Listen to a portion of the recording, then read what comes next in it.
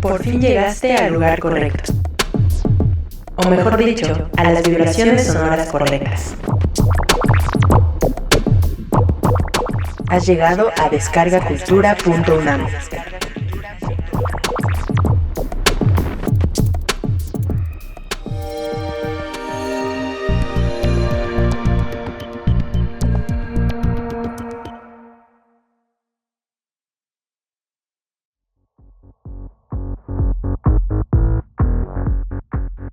A todo el equipo de descargacultura.unam nos da mucho gusto saber que seguiste los episodios de este podcast durante todo el 2024. Estamos muy cerca de finalizar la 4ª temporada y queremos agradecerte por seguir escuchando Cultura para Llevar.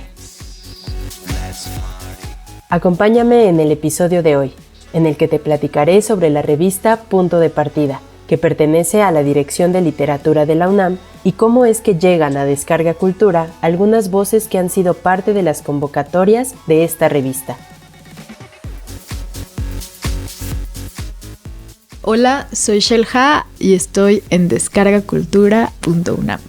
Soy Luis Tellas Tejeda. Soy Julieta Gamboa. Soy Ana Emilia Felker. Soy Javier Taboada y estoy en descargacultura.unam.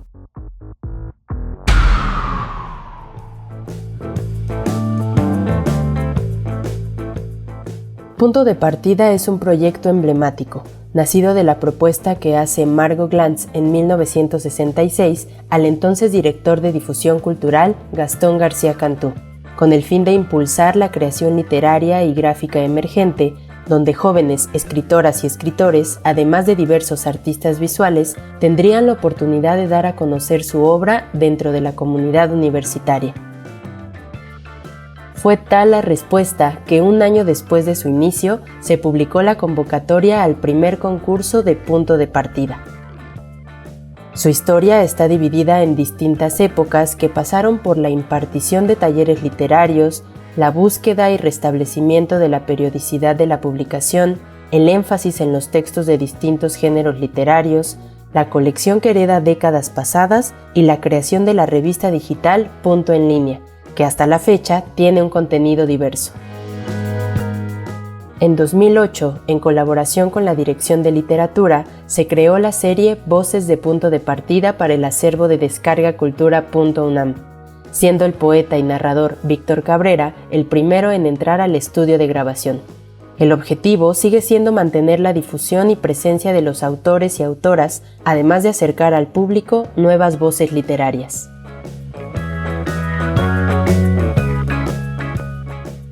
Hola, soy Víctor Cabrera y estoy en descargacultura.unam. Como el oscuro equino que a pesar del corre y corre ignora que ha perdido esta carrera, me esfuerzo, echo los bofes, me canso, me fatigo y me extenúo, y siempre llego tarde. Cabalgo, troto, voy y vengo, hago mi lucha, pero miro pasar a mis costados caballos más veloces, jamelgos tocados por la gracia o la ambición, vaya a saberse. Entonces me espoleo, me fustigo, me prometo a mí mismo la corona de este derbi. Arre cabrón, tú puedes, venga, vamos. Me digo esas frases lamentables que se leen en los manuales de autoayuda, y para darle a la escena intensidad me doy de azotes. Pero el mío es el suave latigazo del fuete de papel de la indulgencia. Por más que me persigo no me alcanzo, y no apuesto por mí, porque en una de esas gano.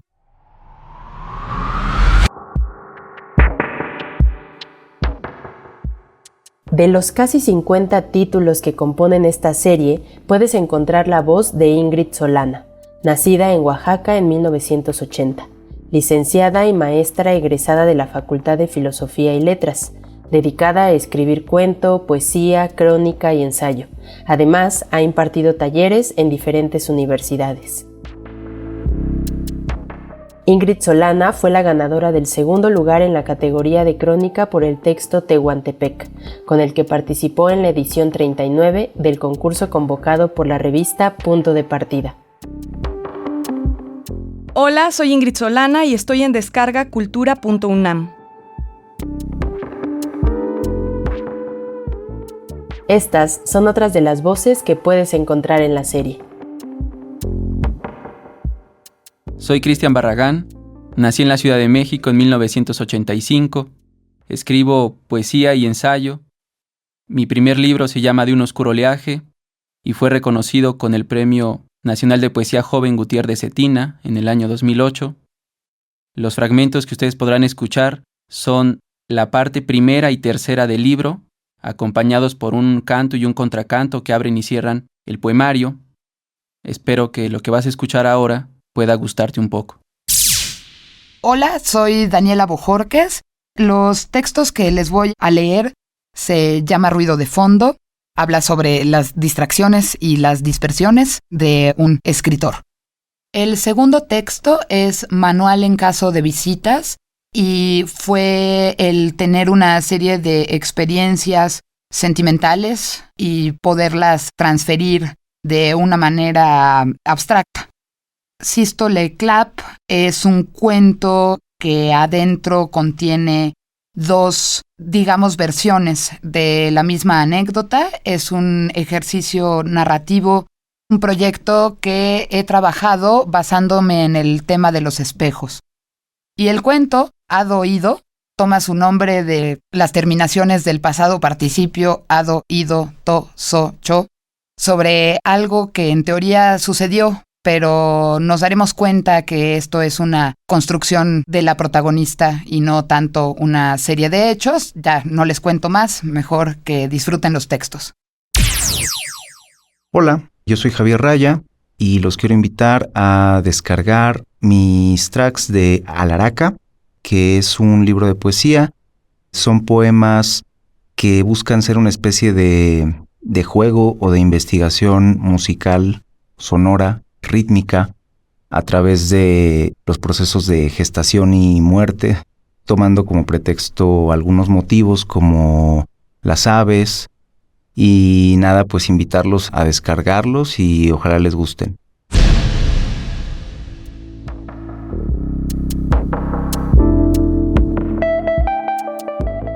Cerraremos este episodio con la voz de la escritora, traductora y docente mexicana Violeta Orozco, quien lee uno de los 3 ensayos que son parte de su libro Cómo recorrer una ciudad sin despertarla, editado por Punto de Partida en 2022 y autorizado para su grabación y publicación en descargacultura.unam.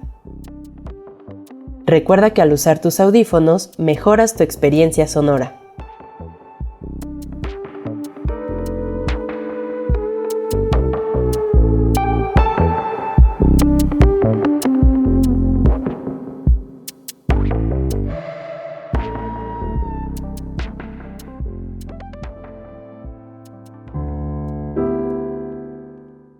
Grandeza de las periferias. Violeta Orozco.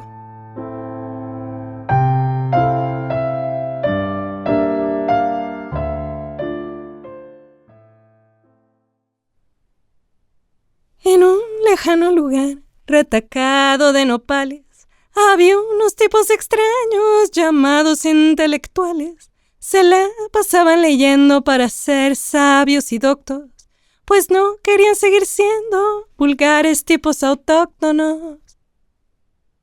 Rodrigo, el profeta del nopal. ¿Qué fue primero, el nopal o el águila? Cualquiera que haya viajado por las carreteras de México se habrá hecho de seguro una pregunta tan elemental. Y es que el nopal es quizá la única planta permanente en el norte, el centro o el sur del país. Desde la Sierra de San Pedro Mártir, en Baja California Norte, hasta Palenque, Chiapas, el nopal acompaña tercamente nuestra vista por la ventana, como si no hubiera plaga o sequía que lo pudiera diezmar. No por nada, uno de nuestros más grandes rockeros fue llamado, con pompa real y circunstancia envidiable, el profeta del nopal. Y es que por algo se pararon esas águilas mexicas en medio de un lago para comerse la serpiente. Si no fuera por el nopal, las pobres no hubieran encontrado ni una chinampa en la cual posarse a descansar de su viaje por árido América. Quizá me empeño en defender al nopal por su enorme versatilidad biológica, por su capacidad de adaptación en los entornos más inhóspitos. Me recuerda un poco el destino de los mexicanos en todo el continente. Del punto más austral hasta Canadá, uno puede encontrar a un mexicano sobreviviendo entre la maleza humana. Sencillamente no pudieron borrarnos del paisaje. Ya José María Velasco, el paisajista oficial del Valle de México, había notado con su ojo de naturalista la prevalencia de dichos cactos en todo el territorio nacional. De Texcoco a Barranca del Muerto, de Guelatao hasta Atlisco, uno puede ver sus pinturas inundadas de nopales y agaves. Y no es por despreciar a los magueyes o a los saguaros. Nadie se va a poner a las patadas con los mezcales. Pero el nopal es una planta tan aparentemente hostil que cuesta trabajo entender cómo a nuestros antepasados se les ocurrió que podía ser comestible. En la Peña de Bernal, hasta el tronco solidificado del nopal, esa masa de celulosa que parece casi un tronco, forma parte de los platillos más deliciosos de Querétaro. El famoso nopal en penca es rival digno de las gorditas queretanas. Y si bien hasta la ONU lo nombró alimento del futuro, en 2019 los gringos aún no logran comprender por qué los mexicanos estamos habituados a comer un cactus baboso con tanta complacencia. Hasta en los polvorosos suburbios de la Ciudad de México, aquella parte del Estado de México que es tan industrial que desde el avión no se ven más que láminas, ahí crecen los nopales, asomando sus cabezas entre las vías del ferrocarril en Iztacala. Después del toreo, todo es Cuautitlán, han dicho Efraín Huerta, a quien todavía le tocó conocer Coyoacán cuando era un pueblito, y Juan Villoro, ilustres cronistas posvirreinales, quienes no vivieron ni tuvieron que vivir en la zona industrial y zarrapastrosa de la Ciudad de México.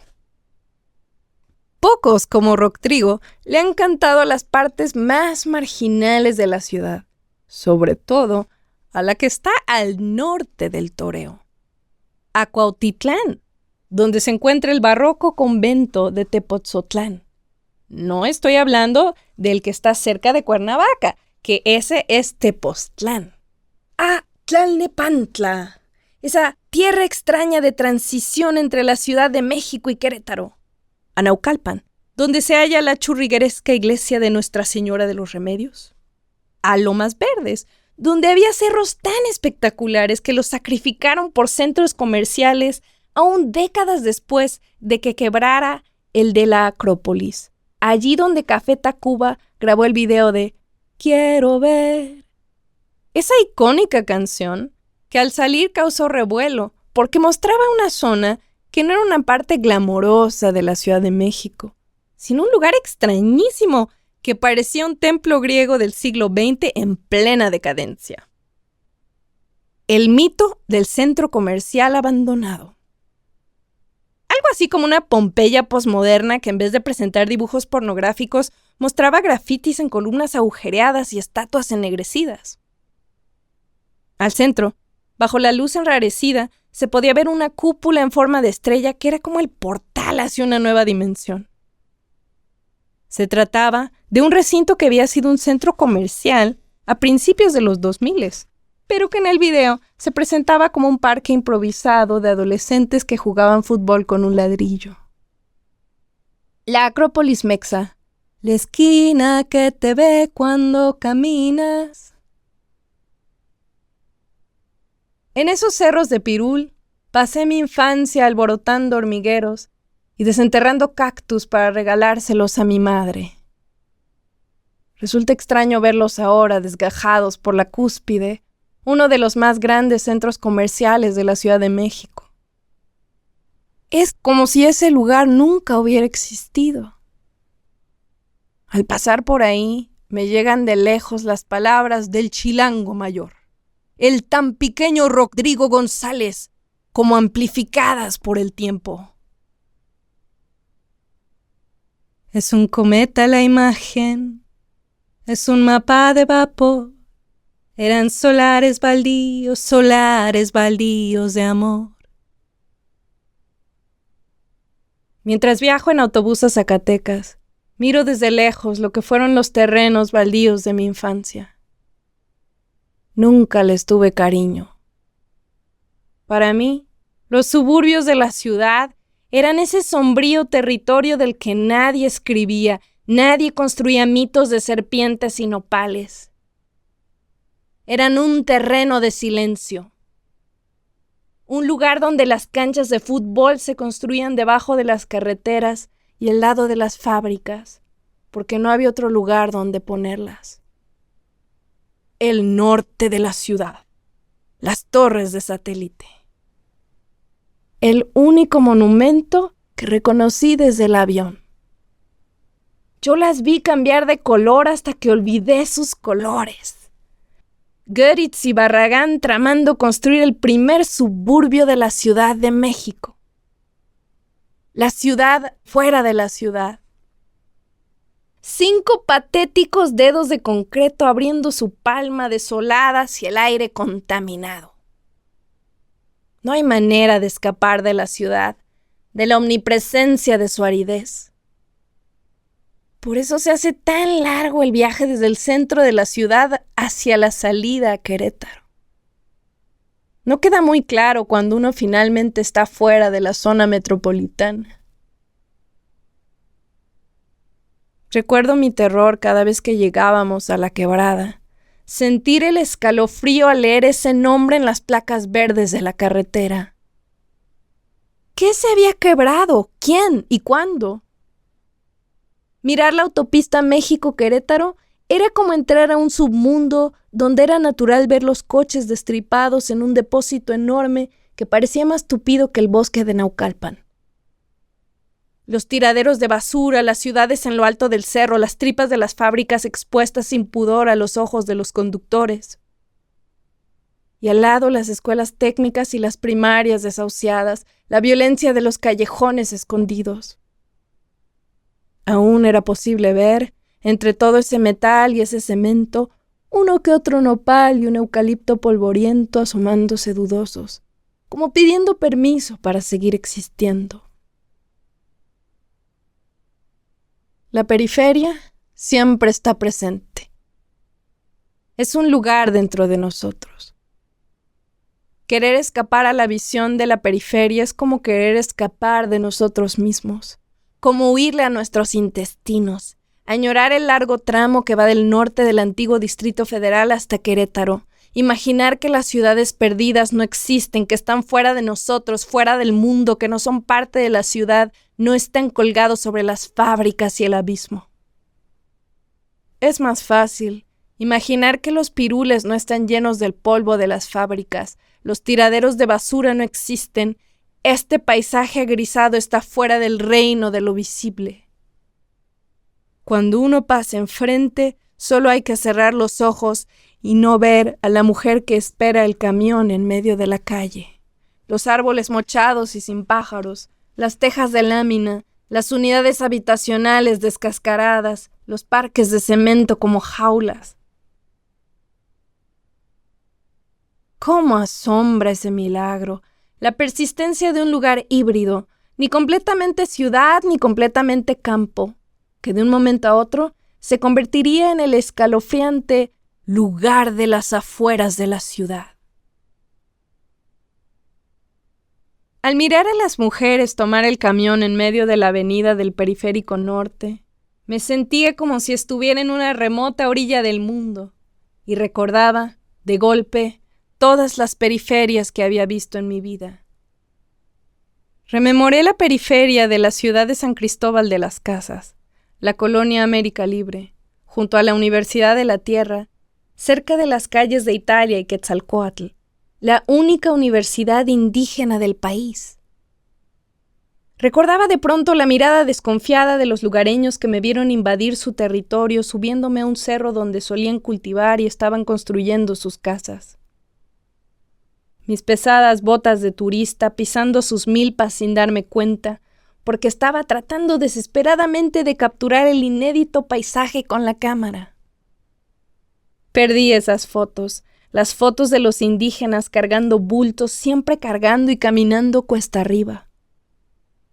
Pocos volteaban a mirarme, pero me sentía aún más fuera de lugar que en el centro de San Cristóbal de las Casas, inconsciente de la lucha que se libraba alrededor de mí, tomando fotos de una historia que no me pertenecía.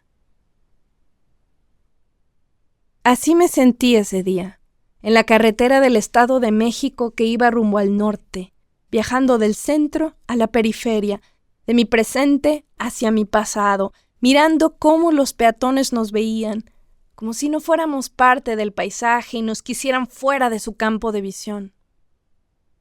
Noté cómo todos en el camión, poco a poco, iban quitando sus ojos de la ventana, cerrando las cortinas y retrayéndose en sus celulares, avergonzados de la pobreza a su alrededor, tratando de no ver los montones de basura apilados por todos lados, los espectaculares que anunciaban terrenos baratos y muchachas extraviadas.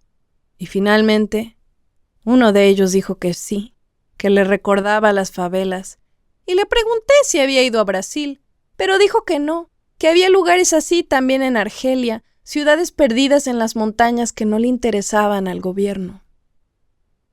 Después se hizo un largo silencio porque sentimos de nuevo la mirada de los que estaban fuera, que nos veían pasar con ligero desprecio, como desafiándonos a quedarnos en esa tierra de transición donde ellos vivían diariamente, viajando todos los días de un estado a otro para trabajar, haciendo al menos 2 horas de camino en el tren suburbano, los camiones que iban de Zumpango al Toreo, el metrobús que iba de Vallejo al Rosario, trabajosamente arrastrándose por las calles hacinadas y a medio construir, la autopista siempre saturada, las infrahumanas condiciones de seguridad.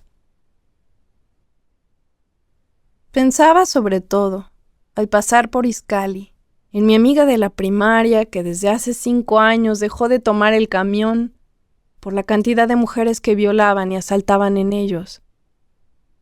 Y pensaba en todas aquellas que siguen arriesgando sus vidas para ir a trabajar del otro lado de la ciudad, aquellas que han sido asesinadas en ese limbo legal en el que las denuncias y la alerta de género son tan vanas como inefectivas.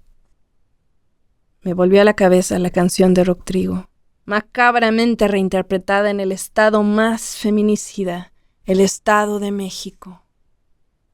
Te han parado el tiempo, te han quitado la promesa de ser viento, te han quebrado las entrañas y el silencio. Ahora ya no brillan más. Nosotras estábamos como en una pecera, inmunes a ese mundo surcado por puentes inesperados y elevaciones abruptas como la de Huehuetoca, que dejaban ver sus barrancos ocasionalmente por un segundo para recordarnos que esa era la periferia, el límite, la herida entre norte y sur, entre aquí y allá. Era un lugar que, por lo lejano, bien podría estar fuera del tiempo, congelado en un desarrollo tan disparejo que había pueblos que nunca dejaron de ser pueblos y nunca acabaron de ser ciudades. Como mi híbrida ciudad de Tlalnepantla, donde el zócalo recordaba ligeramente a los de provincia, pero cuyo movimiento y frenesí eran indiscutiblemente los de una ciudad activa y llena de gente. Estaba claro que aquí lo único que podía crecer eran los nopales. Y sin embargo, este borde era la parte central del bordado, la red de seguridad que protegía al Distrito Federal, que guardaba en sus brazos a la frágil nuez de la recién bautizada Ciudad de México. Los nopales y la historia de la transformación del paisaje en la capital del país, que no acababa nunca de transformar espacios rurales, viejas haciendas en espacios liminales, ni campo ni ciudad, espacios fronterizos como las ciudades dormitorio y los suburbios. La extraña soledad de los suburbios. La sensación de que esto no era completamente ciudad, pero tampoco era el campo. Lo sabíamos porque en Ciudad Satélite no había nopales ni establos, ni casas con gallinas o animales, a menos que uno se fuera más para allá, hacia el bosque de Atizapán y la zona de Presa Madín, donde uno iba rodeando el embalse y encontrando cada vez más tierra de cultivo injertada en el centro del bosque, entre las cañadas y las veredas de bicicleta de montaña, por donde bajábamos los cerros en temporada seca, perseguidos por manadas de perros salvajes que no eran completamente callejeros, pero tampoco silvestres. Y desde arriba, el paisaje que tan verde me había parecido de cerca era en realidad árido por la deforestación y el cultivo en reservas ecológicas, el fraccionamiento de lujo que había al lado de la presa, el agua de un color verde enfermo. Un paisaje rocoso, lleno de arbustos y suculentas, agaves y nopales, en el que ocasionalmente se entrelazaban pinos y neblinas, parecido al del bosque de las manzanas de San Mateo Nopala, el primer eco-trail en el Estado de México, donde a veces nos encontrábamos caballos y torres de alta tensión en nuestra eterna subida hacia el manantial del río por peñas gigantescas y resbalosas. Las periferias y el paisaje del despojo. Las aguas negras. La invasión de las reservas ecológicas. Los terrenos robados a los ejidos, los paracaidistas, los campesinos que iban perdiendo terreno y gente dispuesta a cultivar una tierra cada vez más incierta. En mi eterno peregrinaje por las afueras de la ciudad, veía algo no muy diferente a lo que vio el paisajista José María Velasco hace más de un siglo. Cómo las rocas, los nopales y los volcanes eran los soberanos de un paisaje en permanente estado de transición, en el que crecían puentes, acueductos, haciendas, vías de ferrocarril o carreteras, catedrales y conventos, minas, presas y más recientemente fraccionamientos y fábricas, centros comerciales, ciudades improvistas entre los cerros, colgando entre barrancas y lagunas, entre el verdor y la grisura de un paisaje híbrido que atestiguaba que el centro y la periferia son nociones fluidas y que las fronteras entre lo poblado y lo despoblado están meramente en función del tiempo. Lo que ayer fue pueblo, mañana será ciudad. Lo que hoy es ciudad, mañana será desierto.